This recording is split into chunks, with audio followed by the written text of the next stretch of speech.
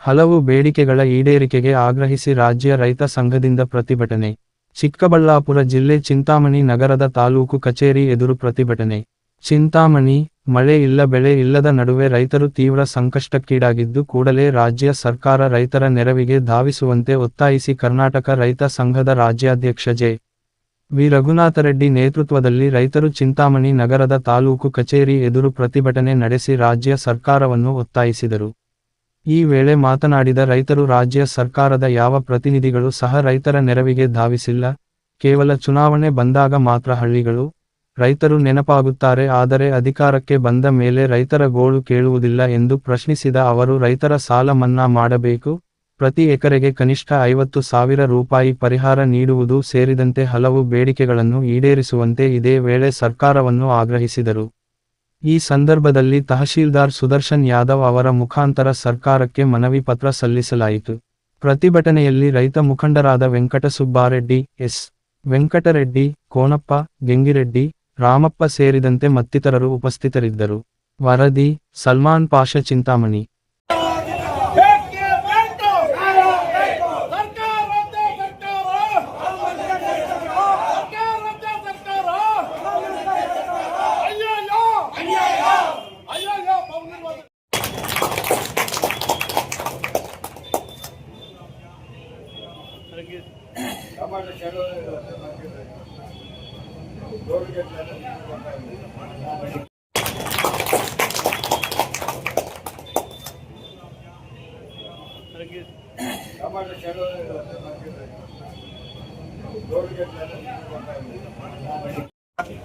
ಚಿಂತಾಮಣಿ ತಾಲೂಕು ಒಂದು ಶಾಖೆಯ ವತಿಯಿಂದ ಸಾಮಾನ್ಯ ಮುಖ್ಯಮಂತ್ರಿಗಳಿಗೆ ಏನು ಬರಗಾಲದಿಂದ ರೈತರ ಮಾಡಿರುವಂಥ ಒಂದು ಒತ್ತಾಯಗಳನ್ನ ಈಡೇರಿಸಬೇಕು ಅಂತ ನಮಗೆ ಒಂದು ಮನವಿ ಪತ್ರವನ್ನು ಕೊಟ್ಟಿದ್ದಾರೆ.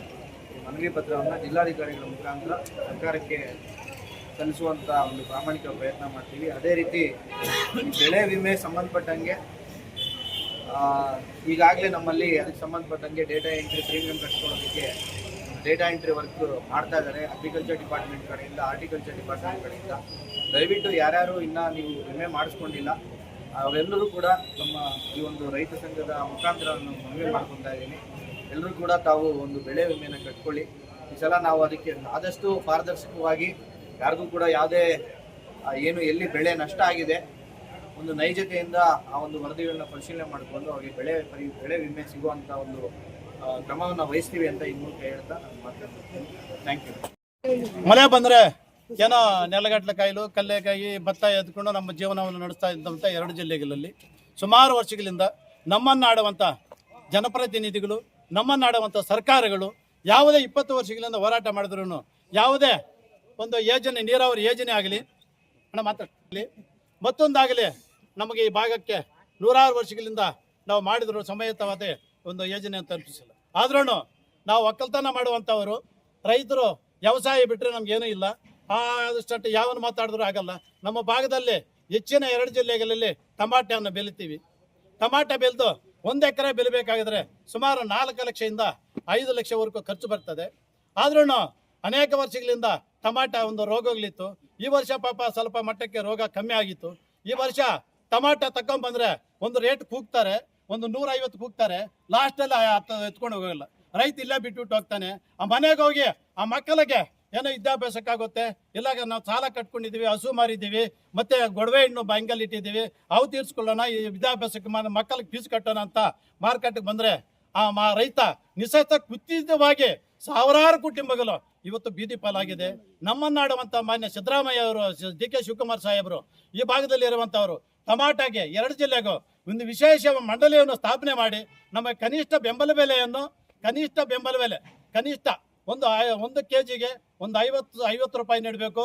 ಒಂದು 50ಕ್ಕೆ 15 ಕೆಜಿ ಬಾಕ್ಸಕ್ಕೆ 750 ರೂಪಾಯಿ ನೀಡಬೇಕು ಅಂತ ಸರ್ಕಾರಕ್ಕೆ ಒಂದು ಮನವಿ ಮಾಡ್ತಾ ಇದ್ದೀವಿ. ವಾರದ ಒಳಗಾಗಿ ನಮ್ಮ ಮಾಹಿತಿ ನೀಡಿಲ್ಲ ಅಂತಂದ್ರೆ ಸರ್ಕಾರ APMC ಮಾರ್ಕೆಟನ್ನು ಬಂದ್ ಮಾಡ್ತೀವಿ.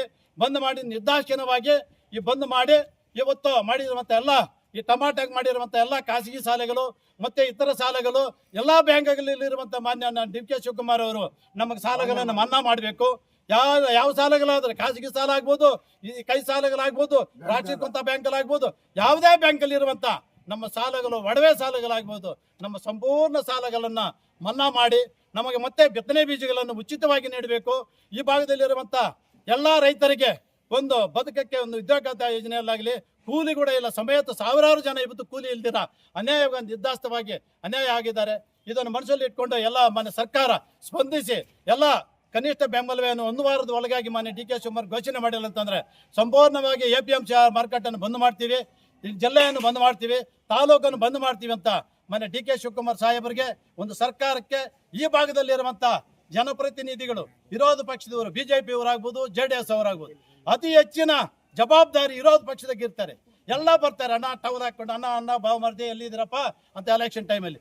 ಇವಾಗ ಎಲ್ಲಿದ್ದೀರಿ ಸ್ವಾಮಿ ನೀವು? ಬೇರೆ ಎಲ್ಲೂ ಪ್ರಸೂಲಲ್ಲಿ ಕೂತ್ಕೊಂಡು ಮಾತಾಡ್ತಿರಲ್ಲ, ಚೇರಿಗಲ್ ಮೇಲೆ ಕೂತ್ಕೊಂಡು. ರೈತರು ಹೊಲದ ಹತ್ರ ಬನ್ರಿ, ರೈತರು ಮನೆ ಹತ್ರ ಬನ್ರಿ. ರೈತರು ಯಾವ ಗೆದ್ದೆಯಲ್ಲಿ ಬದುಕ್ತಾ ಇದ್ದಾರೆ? ಸಾವಿಗೆ ಹತ್ರವಾಗಿದ್ದಾರೆ ನಮ್ಮ ರೈತರೆಲ್ಲ, ಸಾವಿಗೆ ಹತ್ರವಾಗಿದ್ದಾರಲ್ಲ. ನೀವು ಕಾಪಾಡಬೇಕಾಗಿದ್ರೆ ವಿರೋಧ ಪಕ್ಷದವರು ಯಾಕೆ ಹೋರಾಟ ಮಾಡಿಲ್ಲ? ಯಾಕೆ ಜನಪ್ರತಿನಿಧಿ ನಾವು ಮಾತಾಡಲ್ಲ? ಯಾಕೆ ಸ್ವಾಮಿ ನೀವೆಲ್ಲ ನಮ್ಮ ರೈತನನ್ನ ಎಲೆಕ್ಷನ್ ಟೈಮಲ್ಲಿ 3 ಪಕ್ಷಗಳು ಒಂದೇ ಕುಲದಲ್ಲಿ ಬದುಕ್ತಾ ಇದ್ದಾರಲ್ಲ? ರೈತರ ಹೆಸರು ಹೇಳ್ಕೊಂಡು ನಾವು ರೈತರ ಹಸಿರು ಟವಲ್ ಹಾಕೊಂತೀರಾ, ಇನ್ನೊಂದು ಭಾಗ ಹೋಗ್ತಾರೆ ಹಸಿರು ಟವಲ್ ಗೊತ್ತಿದೆ ಸ್ವಾಮಿ ನಿಮಗೆ? ಗೊತ್ತಿದೆ ಸ್ವಾಮಿ? ಅವರು ಪ್ರಾಣ ರಕ್ಷಣೆ ಮಾಡುವಂಥ ಶಕ್ತಿ ಇದ್ರೆ ಮಾತ್ರ ಹಸಿರು ಟವಲ್ ಹಾಕೋಬೇಕು. ಮಾತುಗಳು ಹೇಳ್ಕೊಂಡ್ರೆ ದೇವರನ್ನವ್ರ ಮೇಲ್ಗಡೆ ಇರ್ತಾರೆ. ಅದನ್ನು ನಿಮಗೆ ಇದಾಗಬಾರ್ದು, ಶಾಪ ಆಗಬಾರ್ದು. ರೈತರ ಜೊತೆಗೆ ಬನ್ನಿ, ಎಲ್ಲರೂ ಹೋರಾಟ ಮಾಡೋಣ.